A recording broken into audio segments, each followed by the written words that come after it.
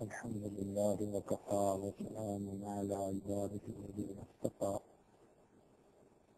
أما بعد أعوذ بالله من الشيطان الرجيم بسم الله الرحمن الرحيم إن الصلاة كانت على المؤمنين كتابا موقوتا سبحان ربك رب العزة عما يصفون وسلام على المرسلين والحمد لله رب العالمين اللهم صل على سيدنا محمد وعلى آل سيدنا محمد وبارك وسلم اللهم صل على سيدنا محمد وعلى آل سيدنا محمد وبارك وسلم اللهم صل على سيدنا محمد وعلى آل سيدنا محمد وبارك وسلم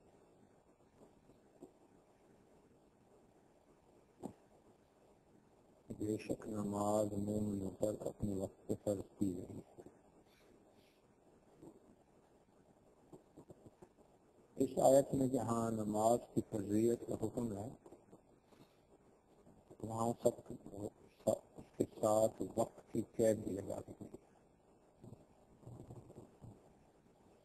دین اسلام نے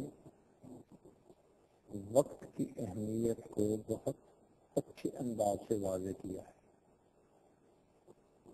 ہمارے مشائخ نے فرمایا الوقت من ذہب وفضہ، وقت سونے اور چاندی کی ڈلیوں کے مانند ہے۔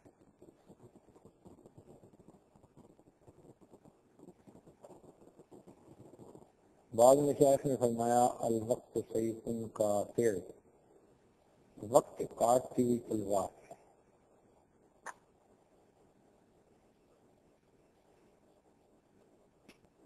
یہ وقت چل رہا ہے، اس کو انسان استعمال کر لے تو فائدہ اٹھائے گا، اور اگر استعمال نہ کرے تو ضائع کر بیٹھے گا۔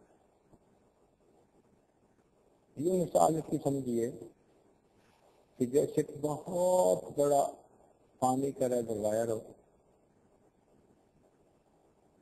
اور اس کے آگے ایک پل بنا کر اس میں ہائیڈرولک پاور اسٹیشن لگا دیا گیا۔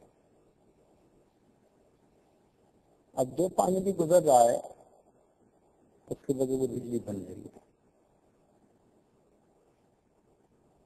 لیکن اگر کوئی بندہ اس پاور اسٹیشن کو آف ہی کر دے تو پانی تو پھر بھی گزر رہا ہے۔ پانی گزر رہا ہے، پروڈکشن کچھ بھی نہیں۔ کوئی بندہ اگر مستقل اپنے پاور اسٹیشن کو آن رکھے تو جتنا پانی تھا اس کے ایکویلنٹ یونٹ اس نے بنا لی، اور کوئی اس کا سوئچ آن ہی نہ کرے تو اس نے اپنا سارا کا سارا پانی ضائع کر دیا۔ یہی انسان کی زندگی کا حال ہے کہ اگر انسان اپنی زندگی کے اوقات کو نیک کام میں لگانے کی کوشش کرے تو یہ اس زندگی کے وقت کو قیمتی سے قیمتی کر بنا سکتا ہے، اور اگر غفلت برتے تو یہ اپنے وقت کو گنوا سکتا ہے۔ گرمی کا موسم تھا، اچانک بادل بن گئے اور موسم ذرا ٹھنڈا ہو گیا تو ایک برف بیچنے والے کی برف دکھ نہیں رہی تھی، کوئی خریدنے والا ہی نہیں تھا۔ اب شربت پینے کی ضرورت ہی نہیں تھی، ٹھنڈا بھی موسم ہو گیا، لیکن برف والے کا تو پیسہ لگا ہوا تھا، تو وہ کچھ دیر تو انتظار کرتا رہا، لوگوں کو کہتا رہا کہ مجھ سے برف خریدو خریدو۔ جب اس نے دیکھا کہ کوئی بھی نہیں خرید رہا تو وہ کھڑا ہوا اور کہنے لگا لوگوں رحم کرو اس شخص پر جس کا سرمایہ پگھل رہا، لوگوں رحم کرو اس شخص پر جس کا سرمایہ پگھل رہا۔ تو ہماری زندگی بھی برف کے بلاک کی مانند ہے، ہر لمحے پہلے سے کم ہوتی جا رہی ہو رہی ہے عمر مثل برف کم، چپک کے رفتہ رفتہ دم بدم، ہر لمحے گھٹتی چلی جا رہی ہے زندگی۔ جو دن آج ہماری زندگی میں غروب ہوا یہ لوٹ کر دوبارہ کبھی نہیں، نیا دن ہوگا، نیا وقت ہوگا. یہ وقت ہم گزار بیٹھے ہیں تو وقت کی قدر لانے کی بڑی ضرورت ہے. اس کو چاہیں تو آپ سونا بنا لیں اور چاہیں تو اسے مٹی کے بھاؤ آپ گزار. جس طرح کنجوس انسان بہت ہی محتاط ہو کر اپنے مال کو خرچ کرتا ہے، مومن اسی طرح بڑے محتاط طریقے سے اپنے وقت کو خرچ کرتا ہے.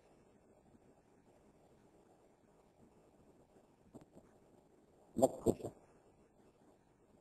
ضائع نہیں ہونے دیتا. چنانچہ ہمارے بزرگوں نے تو وقت کی بہت قدر کی. یہاں تک کہ ایک بزرگ تھے وہ خشک ستو کھایا کرتے تھے. کسی نے ان سے کہا کہ حضرت آپ اس کو پانی میں ملا کے میٹھا ملائیں اور پھر کھائیں تو اس کا بڑا مزہ ہوگا. انہوں نے کہا بھائی میں نے اس کو پانی ملا کے بھی کھا کے دیکھا، خشک کھا کے بھی دیکھا. جب میں نے کمپیریزن کیا تو پانی ملا کے کھانے میں وقت زیادہ لگتا ہے، خشک پھانک لینے میں وقت کم لگتا ہے. میں پچھلے 20 سال سے خشک پھانک کے گزارا کر رہا ہوں، جو وقت بچتا ہے اس میں 70 مرتبہ سبحان اللہ پڑھ لیتا ہوں. اب اندازہ لگائیے کہ وہ اپنے کھانے کے وقت میں سے ٹائم بچا کر اس میں بھی اللہ کا ذکر کرتے.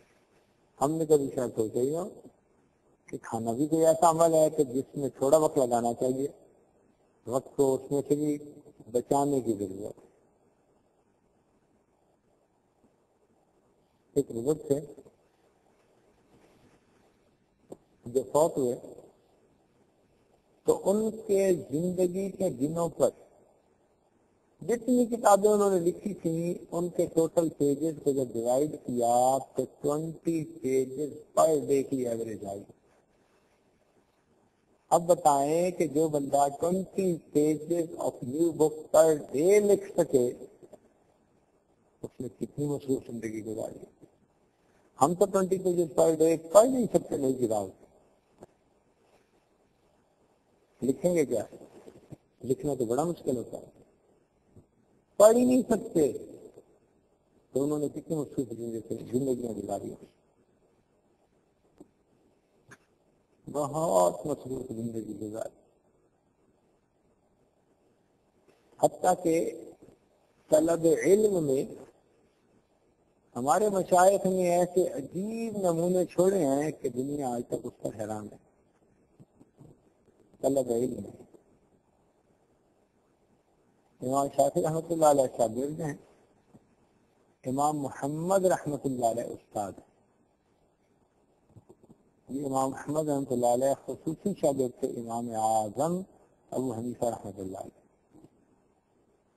وہ امام شافعی رحمۃ اللہ علیہ کے استاد بھی بنے. ایک جگہ درس قرآن دیتے تھے، درس فقہ دیتے تھے. اب بہت لوگ ان کی محفل میں ان کی باتیں سننے آتے ہیں. قریب ایک آبادی تھی چند میل کے فاصلے پر، ان کے کچھ لوگ آئے اور انہوں نے کہا کہ حضرت آپ ہم بھی درس دیا کیجیے. کبھی دیکھو اتنے میں سبق یہاں پڑھاتا ہوں، اتنا مصروف رہتا ہوں، تو میرے پاس اتنا تھوڑا وقت ہے کہ میں یہاں سے اگر اس بستی جاؤں اور واپس آؤں تو وقت گزر جائے، تو وقت کم ہے میں نہیں ہوں. ان لوگوں نے مشورہ دیا، انہوں نے کہا کہ حضرت ہم اس مشورہ دیتے ہیں کہ ہم ایک سواری کا انتظام کرتے ہیں. جیسے ہی آپ درس سے فارغ ہوں اس سواری پہ سوار ہو کے آپ آ جایا کریں تیزی سے، اور جیسے ہی درس ختم ہو اس سے واپس چلے جایا کریں، اس کو بچت ہو جائے گی ٹائم کی. حضرت نے قبول کر لیا. اب ایک جگہ بھی درس ہونے لگا، جب فارغ ہوتے تو سواری پہ دوسری جگہ جاتے پھر واپس آتے، 2 جگہ درس کا سلسلہ شروع ہو گیا. اللہ تعالیٰ کی شان دیکھیں کہ امام شافعی رحمۃ اللہ ایک دن آئے اور امام محمد رحمۃ اللہ سے کہنے لگے کہ حضرت میں نے تو فلاں کتاب آپ سے پڑھنی ہے، فلاں کتاب پڑھنی ہے، آپ کو تو پتہ ہے میرے پاس ٹائم فارغ نہیں ہے، حضرت وہ آپ سے پڑھنی ہے، ٹائم کہاں سے لاؤں، میرے پاس ٹائم نہیں۔ جب 2-4 مرتبہ کہا تو اس وقت وہ کہنے لگا کہ حضرت امام شافعی مطلب کہنے لگے کہ حضرت جب آپ ایک جگہ درس دینے کے بعد سواری پہ سوار ہو کر دوسری جگہ جاتے ہیں تو راستے میں آپ فارغ ہوتے ہیں، آپ سواری پہ بیٹھے بیٹھے درس دیا کرنا، میں سواری کے ساتھ دوڑتا بھی رہوں گا، آپ کا درس بھی سن سکتا ہوں۔ تاریخ انسانیت میں طلب علم کی اس سے بہترین مثال کوئی مل نہیں۔ اتنا مسلمان ایک وقت میں علم کا قدردان تھا کہ استاد کی سواری چل رہی ہوتی تھی اور یہ ساتھ ساتھ بھاگتا بھی تھا اور استاد سے علم بھی حاصل کیا۔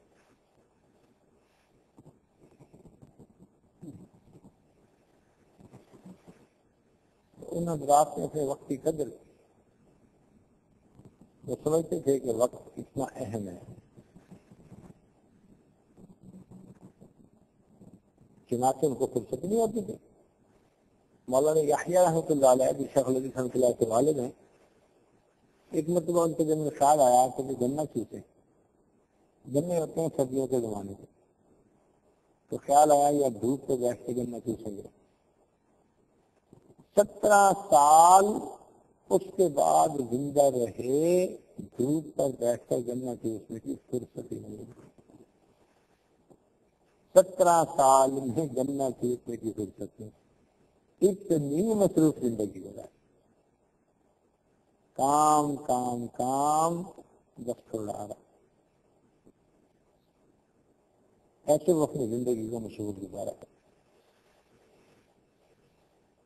دین اسلام نے، ذرا توجہ فرمائیے گا، دین اسلام کا حسن دیکھیے کہ شریعت نے جو دن کی عبادتیں ہیں ان کو سورج کے ساتھ نقطی کیا،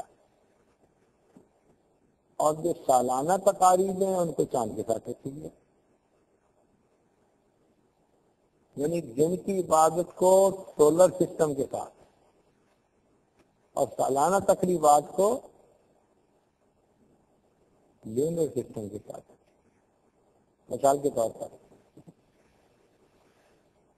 جب صبح صادق ہو جائے تو فجر کا وقت شروع ہو گیا اور سورج نکلنے سے تھوڑی دیر پہلے تک رہا، سورج جب ڈھل گیا ظہر کا وقت، جب سایہ دو مثل ہو گیا تو عصر کا وقت، جب سورج غروب ہو گیا تو مغرب کا وقت، جب سورج غروب ہوئے اتنی دیر لگی کہ ستارے چھٹکنے لگے تو عشاء کا وقت۔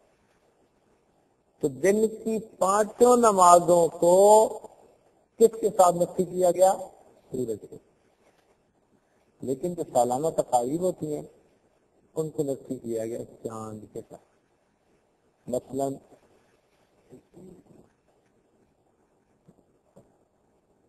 عید الاضحیٰ کا چاند نظر آئے، حج کرنا ہے، ایک تقریب ہے، ایک عمل ہے سالانہ، چاند کے ساتھ اس کا رشتہ۔ جب 9 تاریخ ہوگی عرفات پہ آ جائیں گے، وقوف عرفات، چاند کے ساتھ اس کا تعلق۔ ربیع الاول کا مہینہ چاند کے ساتھ، محرم کا مہینہ چاند کے ساتھ، رمضان کا مہینہ چاند کے ساتھ، عید الفطر چاند کے ساتھ۔ تو آپ غور کیجئے، سالانہ تقاریب جو ہماری زندگیوں میں ہے نا، ان کا تعلق لونر سسٹم کے ساتھ۔ اچھا یہ کیوں نہ کیا کہ اس کو بھی سولر سسٹم سے وابستہ کر دیتے؟ اس میں حکمت ہے۔ حکمت یہ ہے کہ لونر سسٹم سولر سسٹم سے 10 دن چھوٹا ہے، تو ہر سال یہ 10 دن آگے بڑھتا چلا جاتا ہے۔ چنانچہ ایک بندہ اگر گرمیوں میں روزہ رکھے اپنے بچپن میں، تو 36 سال میں یہ مختلف سال کے حصوں میں سے روٹیٹ ہو کے پھر وہی گرمی میں آ جائے.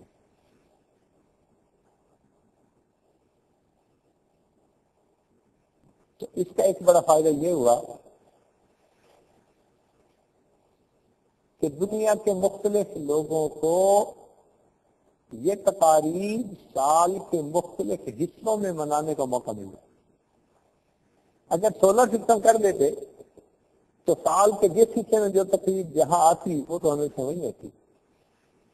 اب دنیا میں ہر جگہ تو دن 12 گھنٹے اور رات 12 گھنٹے کی نہیں نا، کم زیادہ بھی ہے. تو کم زیادہ میں کئی جگہ 6 گھنٹے کی رات، 18 گھنٹے کا دن. تو 18 گھنٹے کے دن والوں کو روزے اگر آ جاتے اس موسم میں تو وہ تو پھر سوچتے نا یا اللہ لوگوں کے لیے 6 گھنٹے کے روزے، ہمارے لیے 18 گھنٹے کے روزے. کچھ سال پہلے کی بات ہے، ایک آدمی کو ایک ملک جانا ہوا، وہاں سورج شروع ہوتا تھا 9:30 بجے دن کے. سورج شروع ہوتا ہے 9:30 بجے دن کے، اور مغرب کی نماز ہوتی ہے 3:30 بجے دوپہر. اب دن دیکھو کتنا چھوٹا.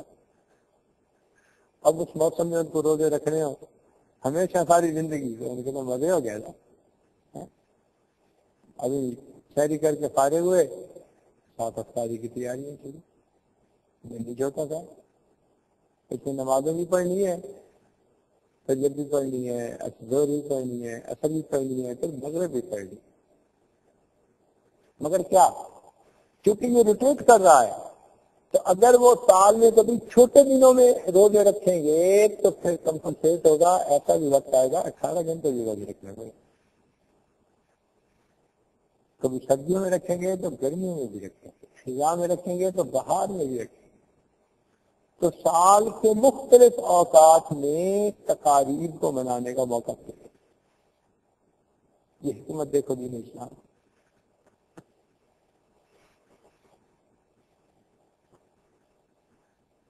چاند کے ساتھ جو تعلق ہے نا، اس میں بڑی حکمت ہے. ہمارے یہاں کئی مسلمان بھائی بڑے تنگ ہوتے ہیں، کہتے ہیں جی اس کو شمسی نظام کے ساتھ آپ لوگ کیوں نہیں ملا دیتے تاکہ ہر سال طے ہو کہ عید کب ہوگی، حج کب ہوگا، فلاں کب ہوگا. اب ان کو سمجھایا جاتا ہے کبھی دیکھو دین اسلام تو عالمی دین ہے، قیامت تک کے لیے دین ہے، ہر دور اور ہر زمانے کا دین ہے. تو دین اسلام نے تقاریب میں رعایت کی کہ یہ روٹیٹ ہوں سال کے مختلف مہینے میں، اور سارے دن کی نمازوں کا وقت سورج کے ساتھ نقشی کیا. کیوں کہ سورج ایک ایسی چیز ہے کہ دنیا میں انسان جہاں بھی سورج کو آسانی سے دیکھ سکتا ہے. وہ سمندر میں ہو تو بھی دیکھ سکتا ہے، وہ پہاڑوں پہ ہو تو بھی دیکھ سکتا ہے، وہ جنگلوں میں ہو تو بھی دیکھ سکتا ہے. تو سورج سے اس کو نماز کے وقت کا اندازہ لگانا ذرا آسان ہوتا ہے. نبی صلی اللہ علیہ وسلم نے ارشاد فرمایا رمضان کا چاند دیکھنے کے بارے میں، صوموا لرؤیتہ وافطروا لرؤیتہ،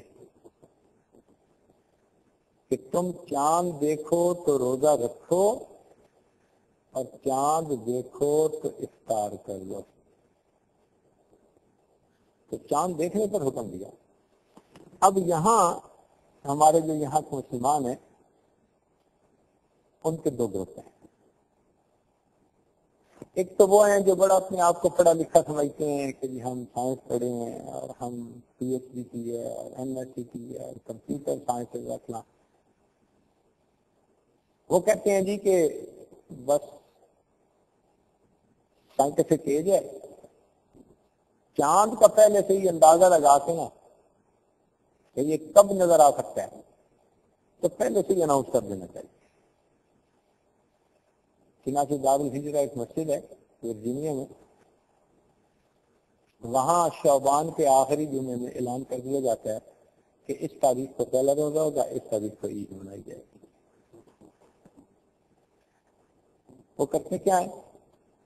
وہ کرتے یہ ہیں کہ چاند کے بارے میں ڈیٹا دیکھتے ہیں، اور جہاں چاند نظر آنے کے چانسز ہوتے ہیں وہ اس دن کو پیپر کے اوپر ڈیسائیڈ کر کے نا ڈیسیژن لے لیں. لاجک ان کی کیا ہے؟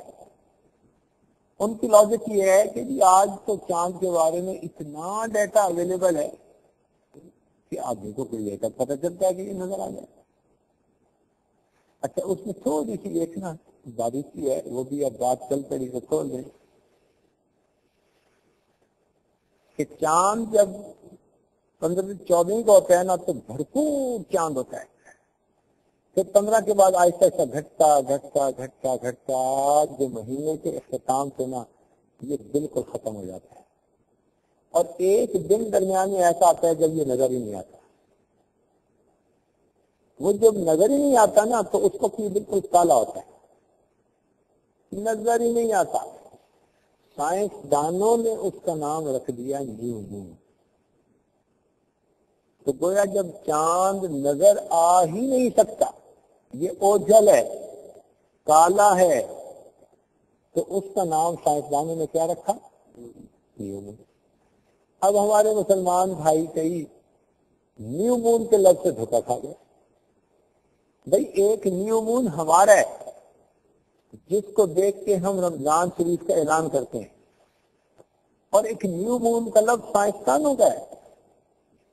سائنٹیفک ٹرم اور چیز ہے، مسلمانوں کا نیا چاند اور چیز ہے. سائنسدان نیو مون اس کو کہتے ہیں کہ جب وہ بالکل کالا ہوتا ہے، نظر آنے کے چانسز ہوتے ہی. ہم نیو مون کہتے ہیں کریسنٹ کو، ہلال کو، جب ہلکا سا ہلال نظر آتا ہے ہم اس کو نیو مون کہتے ہیں. ان کے نیو مون کی ڈیفینیشن میں ہمارے نیو مون کی ڈیفینیشن میں فرق ہے. اب ہوتا کیا ہے کہ جب چاند نظر نہیں آتا آخری دن، تو اس وقت اس کو کہتے ہیں برتھ آف نیو مون. جب کالا ہو گیا تو کیا ہو گیا؟ برتھ آف نیو مون شروع ہو گئی. وہ برتھ آف نیو مون اگر ہو 2 گھنٹے 4 گھنٹے 6 گھنٹے مغرب سے پہلے تو چاند نظر آنا ممکن ہی نہیں ہوگا. اور اگر 20 گھنٹے 22 گھنٹے 23 گھنٹے تو نظر آنا تقریباً یقینی ہوگا. 6-8 گھنٹے اگر شروع کے ہو تو ممکن ہی نہیں کہ دیکھ سکیں. اور اگر 18 گھنٹے سے اوپر ہو تو 90% سے زیادہ چانسز ہیں کہ یقیناً دیکھیں گے. اب یہ جو درمیان کا زون ہے نا، یہ بڑا کریٹیکل زون ہے کہ کئی مرتبہ برتھ آف نیو مون ہوتی ہے 14 گھنٹے. اب 14 گھنٹے میں نظر آنے کے امکانات 50 آ بھی سکتے ہیں، نہیں بھی آ سکتے. تو بھائی دین اسلام تو قیامت تک کے لیے دین ہے نا. اگر ہم نے چاند کے ڈیٹے پر ڈسیزن لینا ہے تو ہمیں تو پھر ہمیشہ ایک اصول کو اپنانا پڑے گا نا. ہم ان سے یہ پوچھتے ہیں، کوشچن کرتے ہیں کہ بھائی جب تو برتھ آف نیو مون ہے 8 گھنٹے تک سال زیادہ کے نظر نہیں آتا، اگلے دن عید ہوگی، کچھ اگلے دن چاند نظر آئے گا، پھر اگلے دن عید ہوگی. اور اگر 18 گھنٹے سے اوپر ہو چکی تو یقینی ہے کہ کل کو عید ہوگی. مگر درمیان میں کیا کریں گے جب 12-13 گھنٹے کا ڈفرنس فرق ہو؟ کہتے ہیں جی کہ اس وقت یقین سے نہیں کہہ سکتے. ہم کہتے ہیں سچی بات دین اسلام نے نہیں پسند کی. تو بہتر ہے کہ یہ تو کوئی کرائٹیریا نہ ہوگا کہ ہمیشہ اس کے اوپر ڈسیزن دیا جا سکے. وہ کہتے ہیں جی نہیں، بس ڈسیزن اس کے اوپر لو. لاجک کیا؟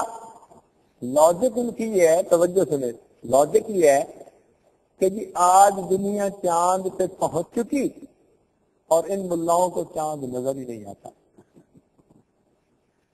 یہ لاجک ہے کہ دنیا چاند پہ قدم رکھ چکی اور ملاؤں کو چاند نظر ہی نہیں آتا. ہم کہتے ہیں دیکھو بھائی اصول ہمیشہ ایک ہوتا ہے. اگر تو چاند کے ڈیٹا سے اس کو ڈیسائیڈ کرنا ہے تو پھر ڈیٹا ہمیشہ کلیئر کٹ ہونا چاہیے.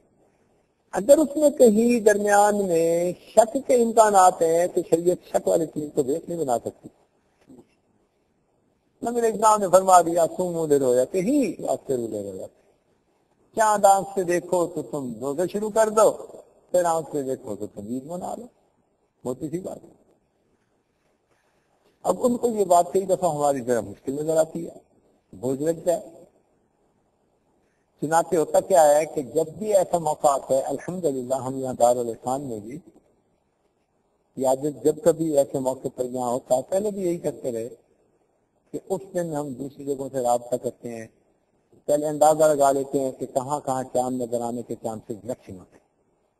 پھر وہاں لوگوں کو ہم نے کئی دفعہ یہاں خود بھیجا کہ جائیں وہاں کسی اونچی بلڈنگ کے اوپر کھڑے ہو کے نا ذرا دیکھے چاند نظر آتا ہے یا نہیں آتا. نبی اسلام کی سنت پر عمل ہو سکے. چنانچہ عید کے لیے الحمدللہ یہاں پر ہر منٹ میں 3 سے 4 کالیں آ رہی ہوتی، ہر منٹ میں. ادھر سے فون کر رہا ہے جی کب عید ہوگی، ادھر سے فون کر رہا ہے کب عید ہوگی.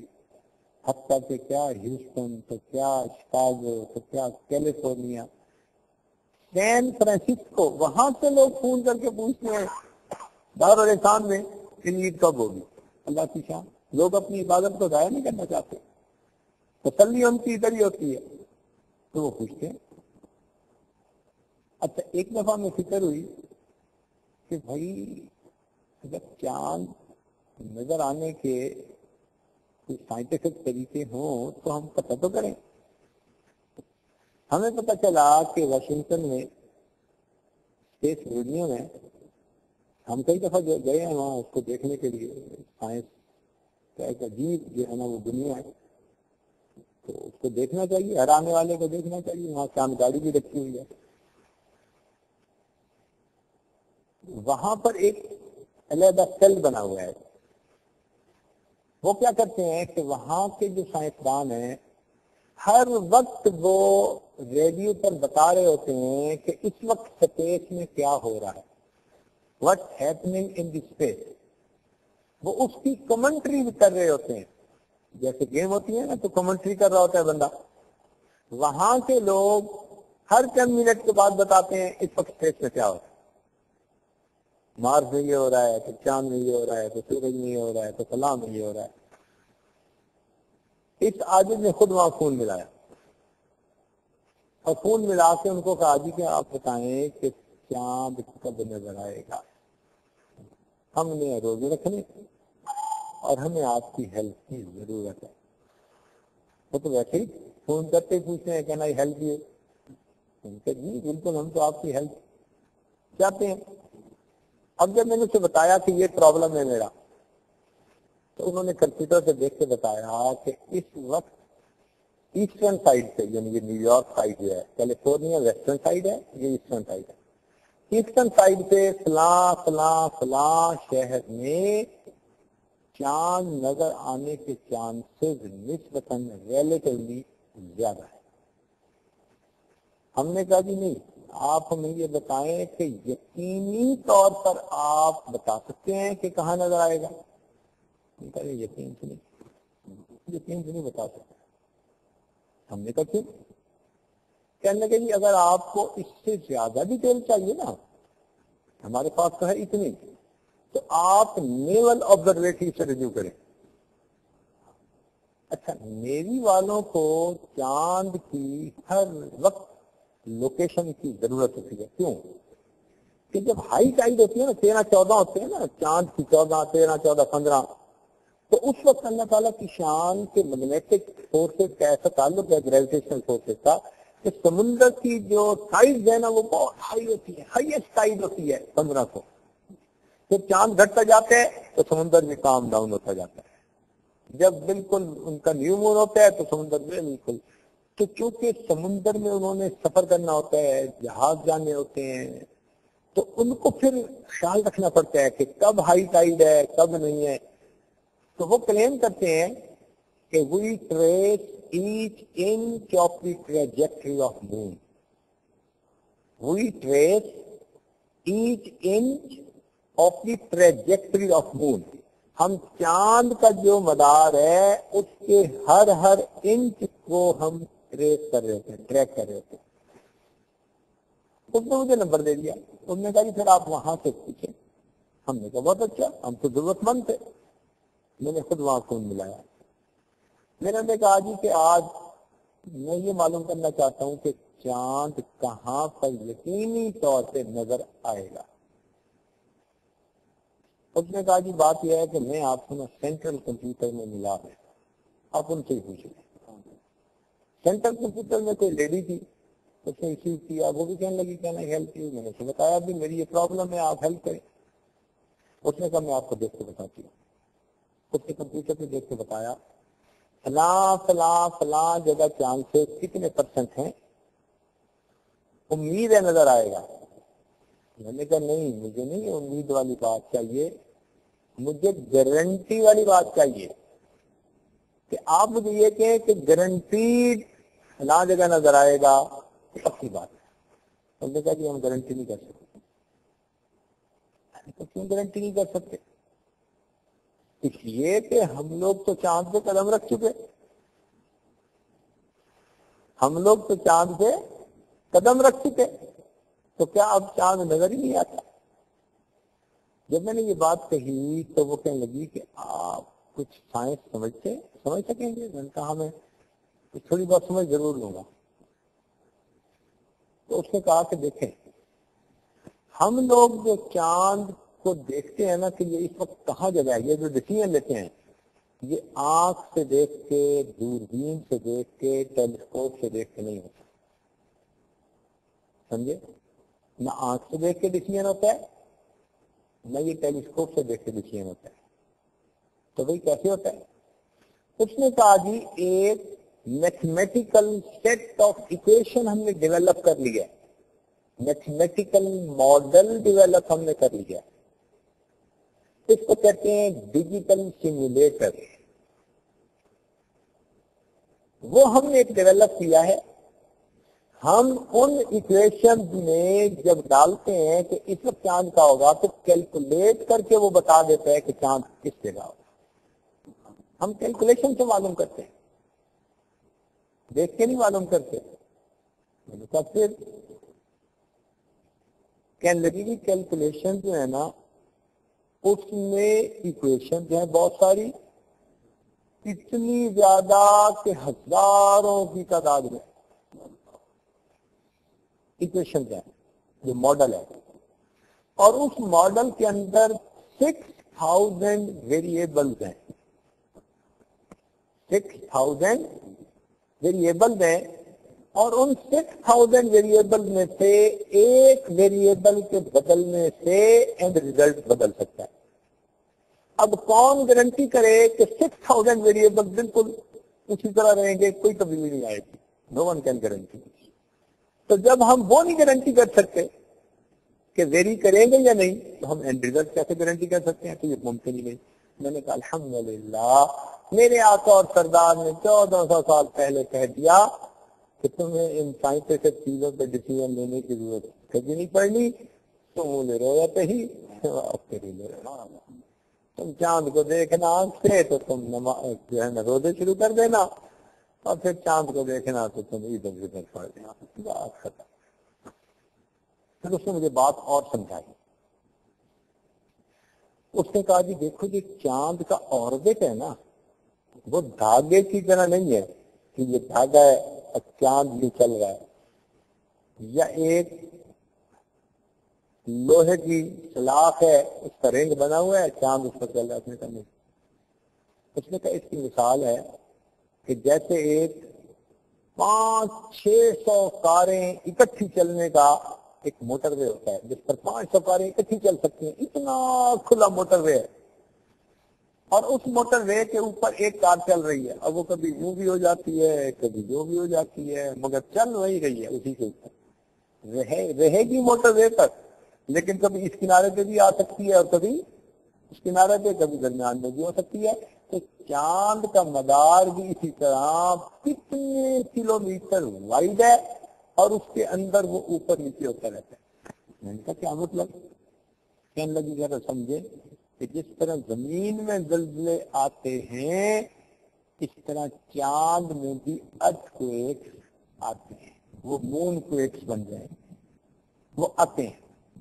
ممکن ہے کہ ہم کہیں کہ کمپیوٹر کہتے ہیں کہ آج چاند نظر نہیں آئے گا، یہ افق سے کچھ کلومیٹر نیچے، مگر عین اس وقت اس میں اللہ تعالیٰ کے حکم سے کوئی مون کویک آ جائے تو یہ جو ہلے گا تو تھوڑی دیر کے لیے اوپر نظر آ جائے گا، تھوڑی دیر کے لیے اوپر نظر آ جائے گا اور ہمارا آئیڈیا غلط ہو جائے گا۔ یا نظر آنا تھا، ارتھ کویک دوسری صورت میں آ گیا اور اس میں نظر آنے کی وجہ یہ نیچے رہ گیا تو نظر آ ہی نہیں سکتا۔ یعنی اس نے ڈسیزن یہ دیا کہ آپ کبھی بھی 100% گارنٹی کے ساتھ نہیں کہہ سکتے کہ چاند یقیناً نظر آئے گا۔ موسٹ آف دی ٹائم آپ کہہ سکتے ہیں، مثلاً 8 گھنٹے برق تو گزرے نہیں نظر آئے گا، پکی بات۔ 20 گھنٹے ہو گئے پکا نظر آئے گا، ٹھیک بات۔ لیکن درمیان میں اگر ہے تو اس وقت آپ نے ڈسیزن دے سکتے۔ تو معلوم ہوا کہ جب ایک چیز پہ ہمیشہ گارنٹی سے ڈسیزن کر ہی نہیں سکتے، وہ کرائٹیریا بن ہی نہیں سکتی۔ تو کرائٹیریا کیا بنا پھر آ کر؟ یہ نبی اسلام نے فرمایا تھا صوموا لرؤیتہ وافطروا لرؤیتہ، تم چاند دیکھنا تو روزے رکھنا اور چاند دیکھنا تو افطار کر لیں۔ الحمدللہ 14 سال گزرنے کے بعد بھی وہی اصول چل رہا ہے۔ ایک بات اور ذہن میں رکھیں، ایک ہوتا ہے ریئل ٹائم اور ایک ہوتا ہے ریلیٹو ٹائم، سمجھے؟ ایک ہوتا ہے ریئل ٹائم اور ایک ہوتا ہے ریلیٹو ٹائم۔ ریئل ٹائم اور ریلیٹو ٹائم کا تصور دنیا میں سب سے پہلے دین اسلام میں پیش کیا۔ بات بڑی اہم ہے، بڑا اہم نقطہ ہے۔ ریلیٹو ٹائم کا تصور سب سے پہلے کس نے پیش کیا؟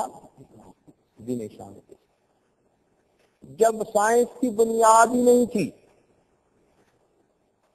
جب ابھی پہیہ ایجاد نہیں ہوا تھا،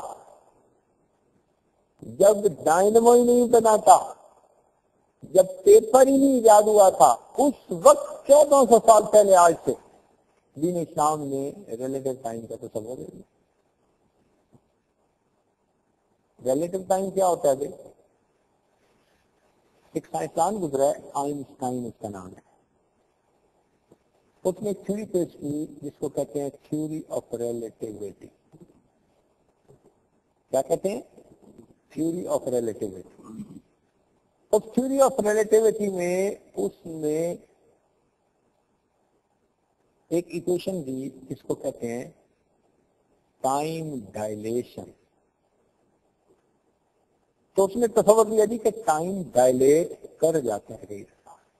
اس نے کہا جی یہ ایک فریم آف ریفرنس ہے، ممکن ہے کہ ایک جو ہے نا دن گزرے اور دوسرے فریم آف ریفرنس میں سال گزر چکا ہو، تو یہ ریلیٹو ٹائم ہوگا ایک دوسرے کا۔ قرآن مجید میں 1400 سال پہلے کہا کان یومن عندہ مقدار 50,000 سنہ، قیامت کا دن وہ دن ہوگا کہ اس کا ایک دن قیامت کا دنیا کے 50,000 سال کے برابر ہوگا۔ اب یہ ریلیٹو ٹائم کا تصور لے، قیامت کا ایک دن بنا اور یہاں سے کتنے دن بنے؟ 50,000۔ 1400 سال پہلے تو کوئی تصور نہیں کر سکتا تھا، یہ بھی پاسبلٹی ہے یا نہیں؟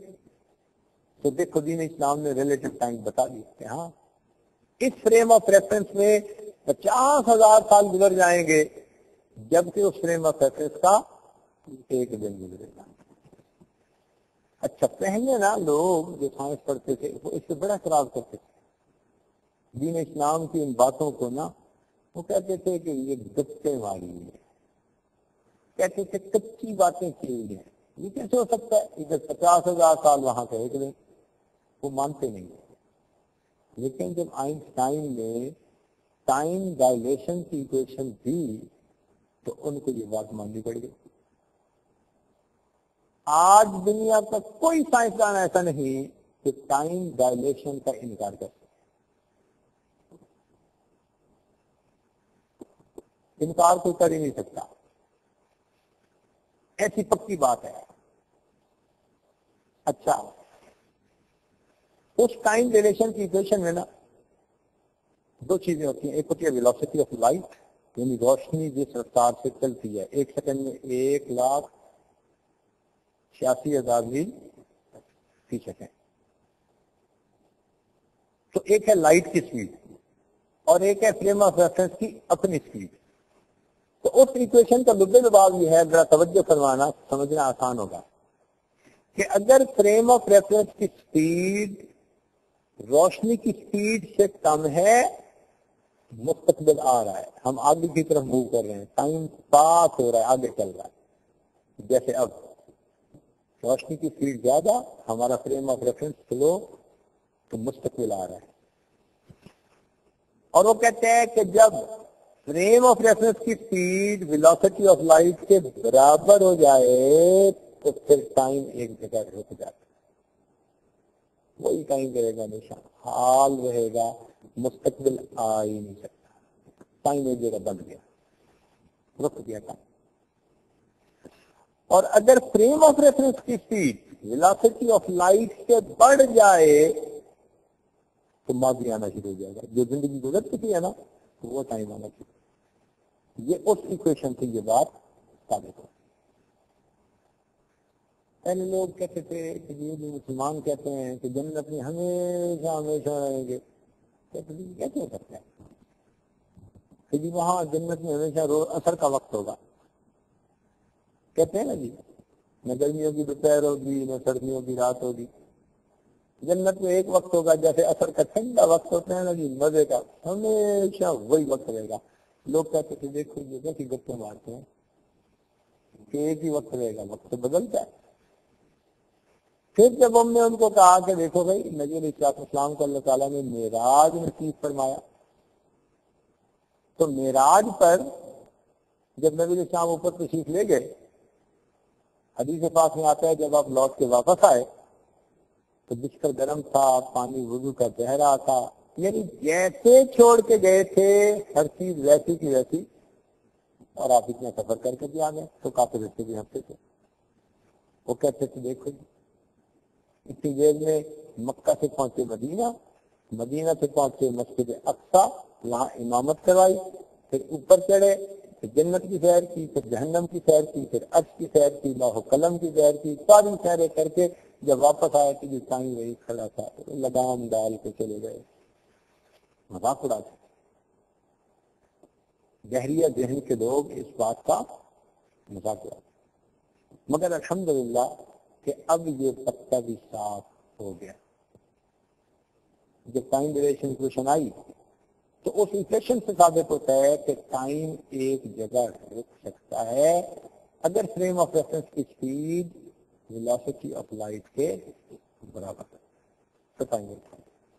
اب سائنس نے تسلیم کر لیا، آج دنیا کا کوئی سائنسدان نہیں سکتا.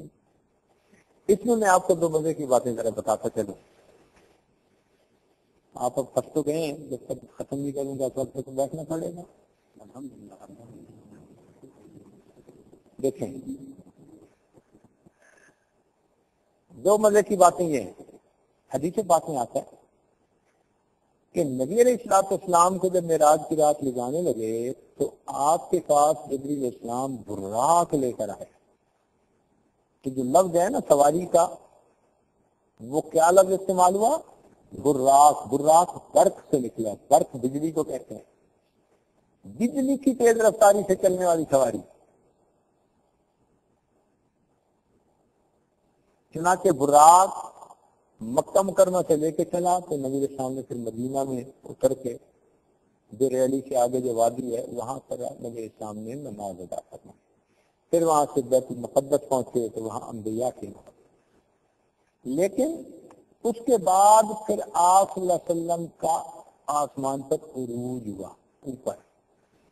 اس وقت براق ساتھ نہیں تھا. اس وقت کیا چیز ساتھ نہیں تھی؟ براق نہیں تھا. ایک اور سواری لائی گئی اور اس سواری کا نام حدیث پاک میں رف رف آتا ہے کہ رف رف سواری لائی گئی. رف رف کہتے ہیں ایلیویٹر کی طرح کی کوئی سواری. آج دیکھیں نا 100 منزلہ بلڈنگ ہو تو آپ ایلیویٹر پہ سوار ہوتے ہیں اور وہ چند سیکنڈ کے اندر آپ کو 100ویں منزل پہ اتار دیتی ہے. تو براق جس نے ہاریزونٹل سفر کیا وہ علیحدہ سواری تھی، جس نے ورٹیکل سفر کیا حدیث میں اس کے لیے الگ الگ رف رف کا ہے. اللہ اکبر، 1400 سال پہلے کیا ضرورت تھی؟ وہی براق آسمان کے اچھے لے کے چلا جاتا نہیں. حدیث کے پاس میں آتا ہے رف رف سواری لائی گئی، نبی صاحب اس پہ سوار ہوئے اور وہ سواری شروع کرتے اس پہ ایلیویٹر نما سواری کے اوپر لے کے چلے گئے. اچھا یہ بات تو چلو آگے سمجھ. پھر وہاں پر کتنا وقت لگا اللہ جانے، مگر جب نبی اسلام واپس آئے تو ایسے لگتا تھا کہ جیسے وقت گزرا ہی نہیں. وہ پانی بھی بہ رہا تھا، وہ بستر بھی گرم تھا، وہ پھلا. لیکن آج آئنسٹائن کی ایکویشن نے اس بات کو ثابت کر دیا کہ فریم آف ریفرنس کی ویلوسٹی آف لائٹ کے برابر ہو جائے تو وقت تھم جاتا ہے، وقت رک جاتا ہے. دوسری مزے کی بات یہ سنیں، ہمارے یہاں دیہاتی ماحول ہوتا ہے تو دیہاتوں میں جو لوگ ہوتے ہیں نا کاشتکار، صبح اذانوں کے وقت اٹھ کے چلے جاتے ہیں، نماز پڑھ لیتے ہیں اور اس وقت زمینوں میں نا اپنے بیل نکال کے ہل لگا کے وہ ہل چلاتے ہیں. صبح ٹھنڈے وقت میں 4-5 گھنٹے ہل چلانے میں لگاتے ہیں وہ. چنانچہ جب اشراق کا وقت ہو جاتا ہے نا اس وقت تک وہ محنت کر کر کر کر کے تھک چکے ہوتے ہیں، پسینے آ رہے ہوتے ہیں. اس وقت ان کو لسی پینے کی طلب ہوتی ہے، ناشتے کی طلب ہوتی ہے اور اس وقت وہ چاہتے ہیں کہ ناشتہ لے کے کوئی ہمارے پاس آئے. ہوتا کیا ہے کہ ان کی بیویاں وہ بھی اذانوں کے وقت اٹھتی ہیں، وہ پہلے تو لسی بناتی ہیں، پھر اس کے بعد جب نماز کا وقت ہوا پڑھ لی، پھر بچوں کا ہوا، پھر انہوں نے کھانا بنایا، پھر بچوں کو کھلایا، بچوں کو انہوں نے سکول بھیج دیا. اشراق کے وقت جب وہ فارغ ہو جاتی ہیں نا تو وہ سوچتی ہیں کہ ہمارا میاں تھک گیا ہوگا، اس کو اب ناشتہ وہاں پہنچانا ہے. تو وہ میاں کا ناشتہ بنا کے اس کو اپنے سر پہ رکھا اور ایک مٹکے کے اندر انہوں نے لسی ڈالی اور وہ چل پڑی کہ میاں کو وہاں جا کر کھیت میں ناشتہ کروا. ادھر میاں صاحب پیاس کی شدت کی وجہ سے انتظار میں کہ کب ہمارا ناشتہ پہنچے گا. تو جیسے ہی وہ دور سے دیکھتے ہیں نا جی کہ بیوی آ گئی ناشتہ لے کے، تو جہاں حل ہوتا ہے نا اس کو وہ وہیں چھوڑ دیتے ہیں اور آ کے نا ناشتہ پہلے کرتے ہیں اور حل بعد میں کرتے ہیں. اب شاعر لوگ جو ہوتے ہیں نا وہ ذرا شاعرانہ انداز میں نا رنگ بھر دیتے ہیں، ذرا سین کیا. چنانچہ ایک شاعر نے اسی مضمون کو یوں بیان کیا کہ لونگ دا لشکارا تے حالیہ میں حل روک لے. لونگ کہتے ہیں جو عورتیں اپنے ناک کے اندر وہ ایک کوکا ڈالتی ہیں کرسٹل، وہ چمکتا ہے دودھ سے، دھوپ ہو یا کوئی دودھ سے چمکتا ہے، اس کو اردو میں لونگ کہتے ہیں، پنجابی میں کوکا کہتے ہیں. تو کہنے والے نے کہا کہ بھئی جب اس کوکے کا لشکارہ پڑا نا تو ہل چلانے والے نے ہل کو وہیں پر روک لیا اور بیٹھ کے ناشتہ کیا. ہم بھی یہی کہتے ہیں کہ اللہ رب العزت کے محبوب کل جہاں جب معراج کے لیے تشریف لے گئے تیا لونگ دا لشکارا تے حالیہ میں حل روک لے. حل چلانے والے نے حل روک لیے، کائنات کا نظام چلانے والے نے پھر کائنات کے نظام کو روک لیا. اب میری محبوب سے ملاقات ہوگی، جب واپس جائیں گے پھر گاڑی آ گئی. اب اس بات کو سمجھنا آسان، 1400 سال پہلے سمجھنا مشکل تھا. تو دیکھیے اللہ رب العزت کی کیسی رحمت ہے. یہ دین اسلام کی حقانیت کی دلیل ہے کہ ریلیٹو ٹائم کا تصور اسلام نے پیش کیا. دو مثالیں تو آج دے دی. ہمارا یہ ٹائم کے اوپر جو مضمون ہے انشاءاللہ یہ چلتا رہے گا.